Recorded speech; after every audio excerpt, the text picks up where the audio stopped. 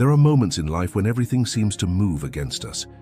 A relationship that once felt serendipitous begins to unravel, not from dramatic betrayal or overt conflict, but from a subtler, almost mystical friction. The timing is always off. The misunderstandings compound. Illness, job changes, family emergencies, they seem to orbit the connection like satellites of disruption. It's in these moments that we must ask, is the universe trying to tell us something? Terence McKenna believed that the universe isn't just a backdrop to our lives. It participates. It's not neutral. For him, novelty, meaning, and synchronicity weren't anomalies, they were signals, cosmic messages wrapped in experience. When things flow, we feel it. When they don't, we often try to override the resistance with effort, logic, or guilt. But McKenna would suggest we step back and ask not what we are doing wrong, but why the universe might be resisting us. For many people in midlife, especially in American culture where self-determination is celebrated, this idea feels like surrender. We're taught to fight for love, to fix what's broken, to persevere. But what if perseverance is sometimes misaligned with wisdom? What if, as McKenna said, nature is not our enemy, it is ourselves? That includes emotional nature, the internal barometer that quietly screams when we're headed into soul-costing territory. If the universe doesn't want you to be with someone, it doesn't always shout. Sometimes it whispers through your own dis-ease. It shows up in chronic anxiety when you're near them, in dreams that wake you up at 3 a.m., or in the way your energy subtly collapses when you plan your future together. These aren't just psychological quirks. McKenna would argue they are data streams from a higher intelligence, one that speaks through the heart and the gut before it ever gets to the mind. If this reflection has already touched your heart, subscribe to the channel and share in the comments. What part spoke to you the most? Now let's continue. One of the most profound distinctions we must learn in our emotional lives is between synchronicity and sabotage. Terence McKenna often emphasized that the universe doesn't operate on human timelines. It reveals truth through patterns, not convenience. When things line up effortlessly, we call it a sign. But when things repeatedly fall apart, we label it bad luck, or worse, we blame ourselves. But what if the friction is the sign? Synchronicity is more than just two people meeting at the right time. It's the quiet coherence of events that support growth, healing, and emotional expansion. It often feels like the universe is nudging us forward, lighting small beacons along a dark path. In contrast, when we're in a connection that feels fundamentally misaligned, sabotage creeps in, not just from external events, but from within. You forget important conversations. You find yourself more irritated than inspired. Your values slowly start to feel negotiable. This isn't coincidence, and it's not always trauma or self-sabotage either. McKenna would say it's a rupture in the deeper symbiosis between you and the universal intelligence. A relationship isn't just between two people. It's a living node in a broader energetic system. When it's wrong, that system malfunctions. That malfunction can look like petty conflict, chronic disconnection, or even intense physical exhaustion. If you're over 45, chances are you've already experienced this, and perhaps mistook it for just a rough patch. In American culture, especially among those of us raised on romantic ideals and persistence, we've been taught that difficulty proves value. But McKenna flipped that logic. He believed the universe has a bias toward harmony. So when we're constantly fighting the same fights, when timing never aligns, when emotional safety feels like a distant concept, that's not character building. That's the universe giving us data. Pay attention to the difference. Not all breakdowns are failures. Some are exits lovingly placed on the path by something larger than your will. And if we're brave enough to listen, we might stop asking how to fix what's broken and instead start asking why we're being shown the cracks in the first place. Long before the mind registers dissonance, the body knows. It contracts, it trembles, it stiffens in ways that are hard to explain.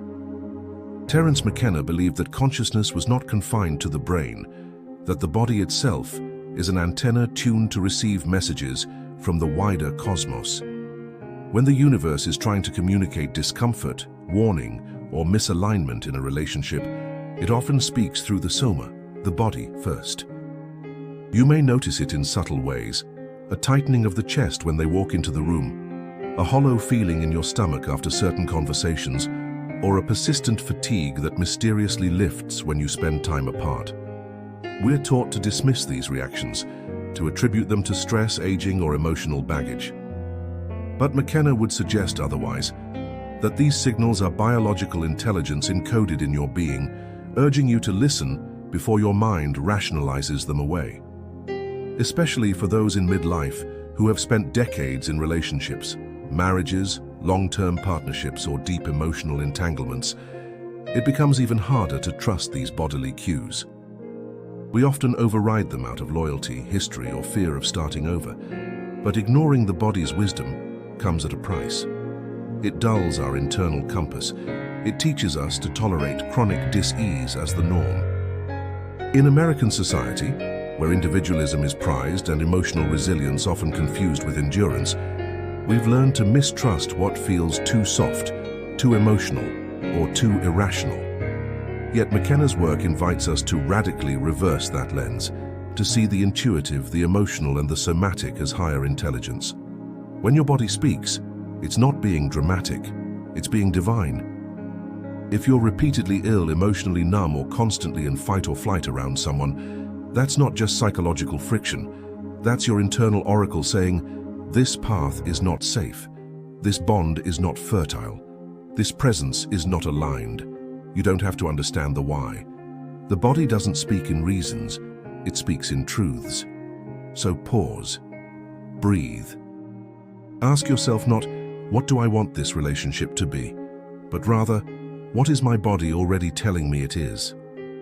It's easy to misinterpret resistance as failure. We think that if something doesn't work out, especially a relationship we deeply wanted, it means we've missed our chance or that we're broken in some way. But Terence McKenna urged us to look deeper. For him, resistance wasn't a punishment.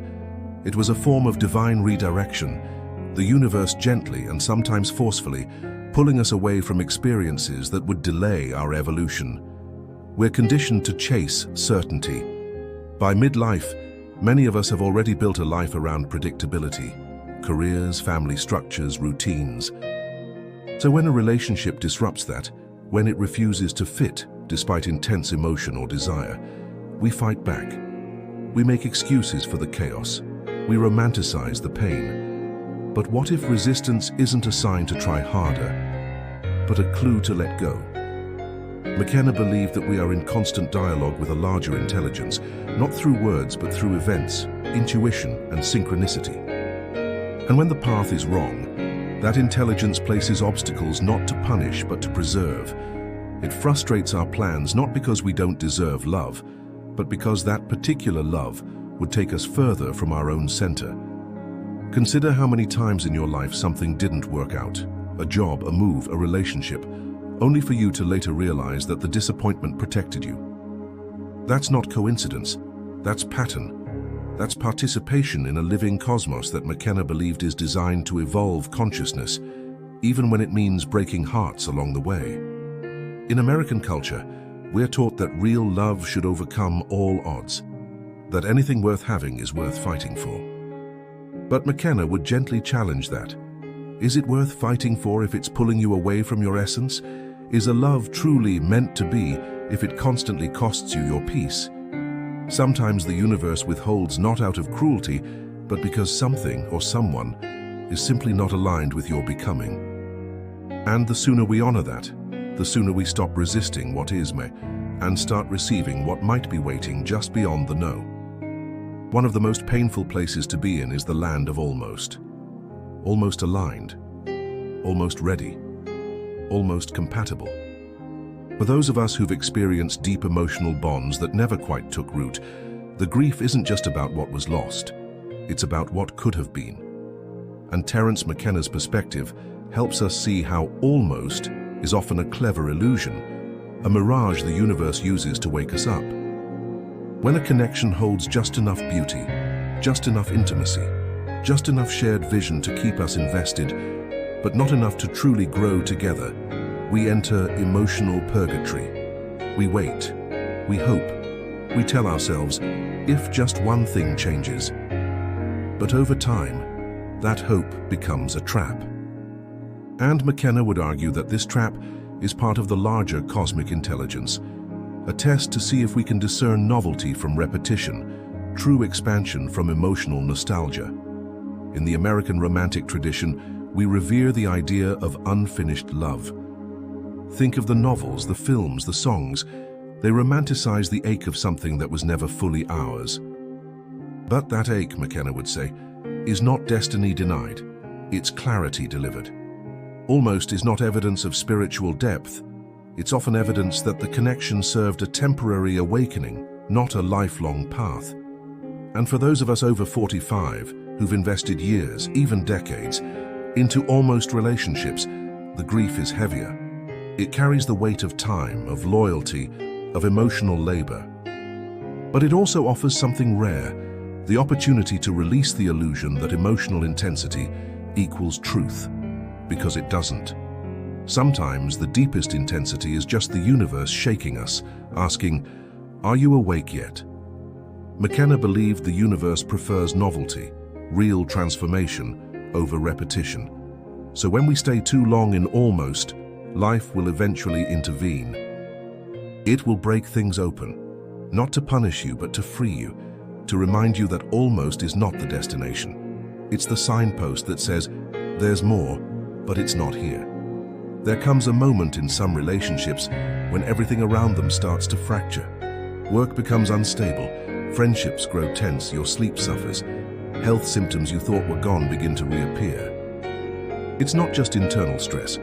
It's as if the world itself starts reflecting the emotional chaos within. Terence McKenna believed this was no accident.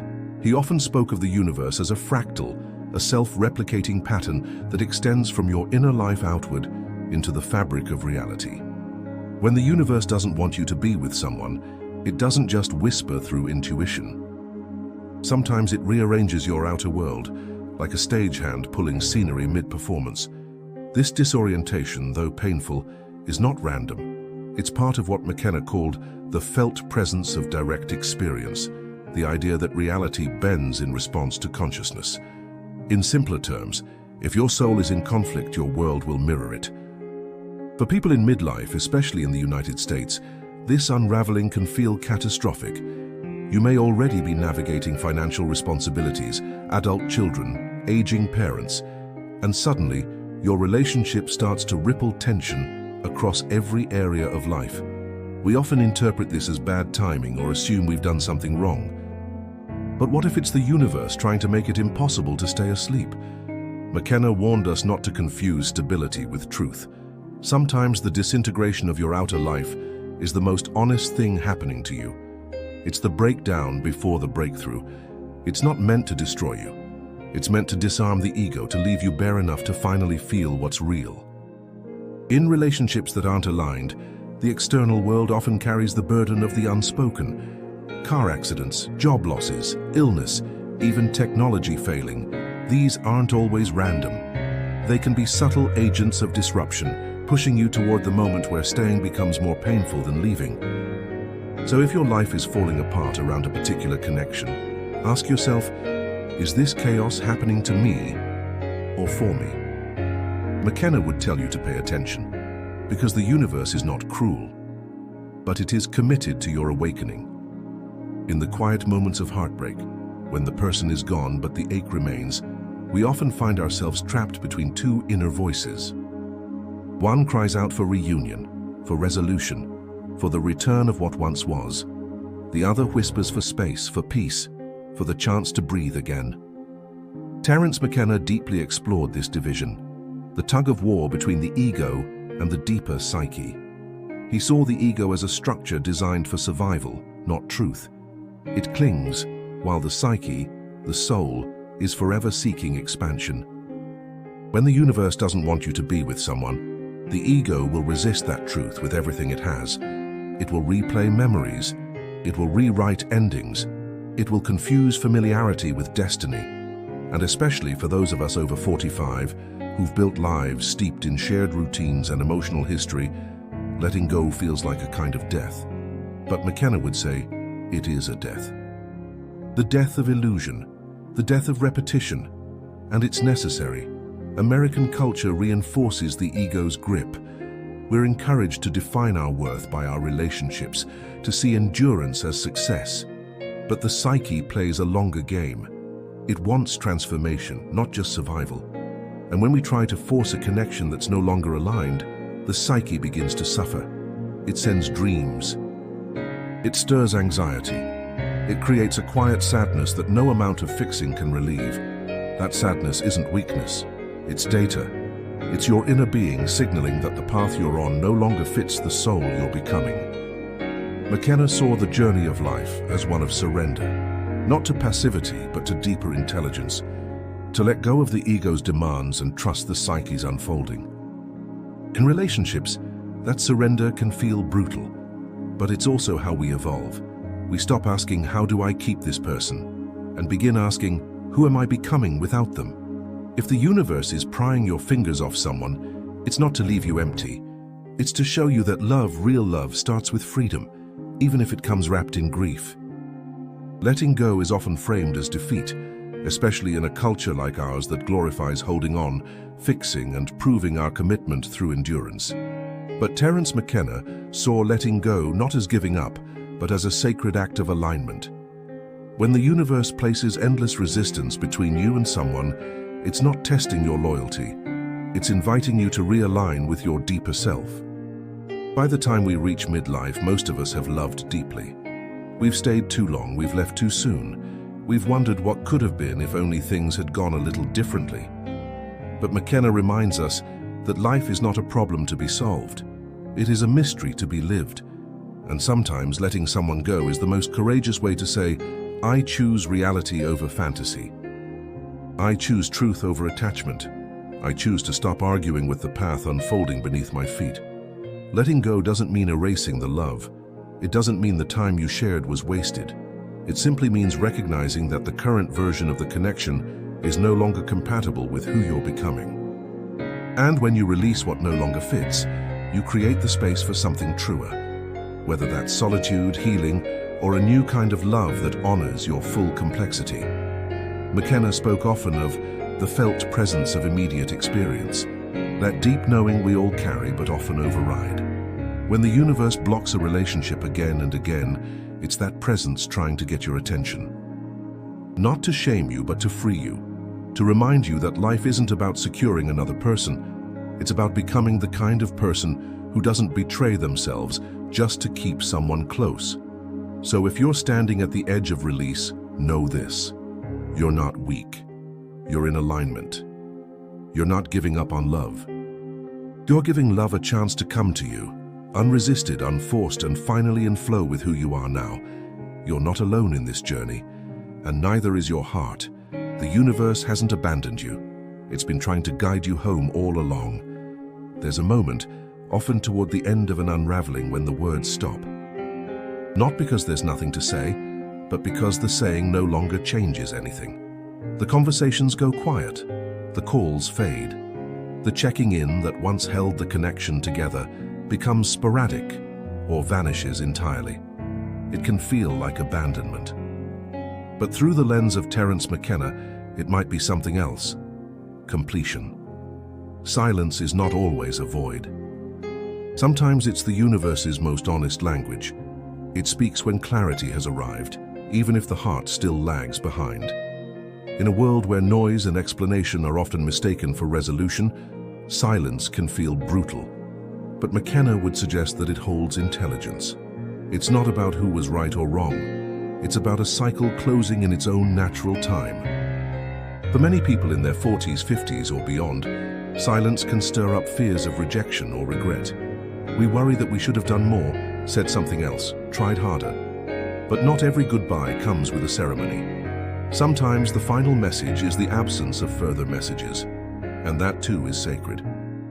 American culture tends to associate silence with failure, a relationship that didn't work, a bond that faded. But in reality, silence can be a sign of evolution, of two people choosing, consciously or not, to release each other into the next phase of their lives. It doesn't erase the meaning of the past, it simply accepts that the path forward no longer includes the other. McKenna believed that language could only take us so far, that real knowing happened beyond words, in the quiet terrain of inner experience. So if you find yourself in that silence now, don't rush to fill it. Sit with it. Listen to what it's actually saying, because sometimes the universe doesn't close the door with a bang.